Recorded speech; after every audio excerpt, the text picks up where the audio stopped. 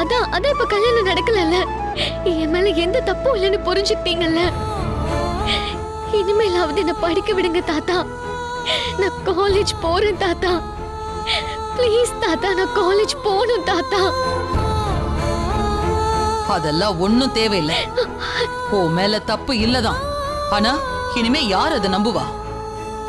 ஏற்கனவே ஒரு வீடியோ வந்து நம்ம வீட்டோட மானம் போச்சு. இப்ப இன்னொரு வீடியோ வந்து இருக்கிற மானமும் காத்துல பறக்கணுமா? ஒன்னும் தேவையில்லை. நீ வீட்லயே உட்காரு. வேணும்னா கரஸ்பாண்டன்ஸ் கோர்ஸ்ல படிச்சுக்க. தாத்தா, ஏன் தாத்தா எனக்கு இந்த தண்டனை? நான் தப்பே பண்ணல தாத்தா. அது நிரூபிச்சும் கூட நீங்க எனக்கு தண்டனை கொடுக்கறீங்களே, இது நியாயமா தாத்தா? ப்ளீஸ் தாத்தா.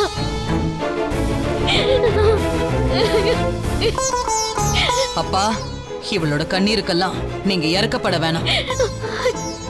இது நம்ம வீட்டோட கௌரவ பிரச்சனை. எலெக்ஷன் வேற வரப்போகுது.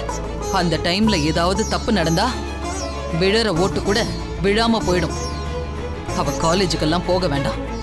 அவ்வளவுதான் நான் சொல்லுவேன். ஏன் ராஜ் இப்படி இருக்க? பெத்தவ உனக்கே பொண்ணோட மனசு புரியலையா? எவ்வளவு நடந்திருக்கு. வீடியோ வந்துச்சு, கல்யாணம் ஏற்பாடாச்சு, அது அப்படியே நின்னு போச்சு. அவ மனசுல எவ்வளவு வேதனை இருக்கும், அது உனக்கே தெரியலையா? அதுக்காக இவ கேக்குறான்னு போதும், யாரும் இத பத்தி பேச வேண்டாம். சின்ன பொண்ண வீட்டுல அடைச்சு வைக்கிறது தப்பு. அனுமா, நீ நாளையில இருந்து காலேஜுக்கு போ. உன்னை யாரும் இந்த வீட்டுல தடுக்க மாட்டாங்க.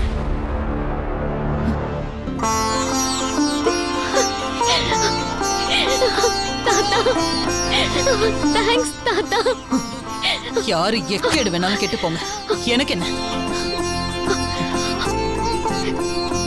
நீ ஒண்ணு கவலைப்படாத தாத்தா. நான் என் ஃப்ரெண்ட்ஸ் கிட்ட எல்லாம் போய் சொல்லணும் தாத்தா. சரிம்மா, போ போ.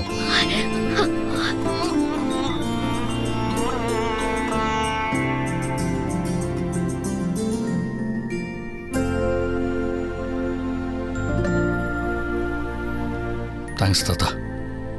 நீ ஆசைப்பட்ட, நீ சொன்ன மாதிரியே நான் அவளை காலேஜுக்கு போலான்னு சொல்லிட்டேன். இப்போ உனக்கு சந்தோஷம் தானே? ரொம்ப சந்தோஷம் தாத்தா.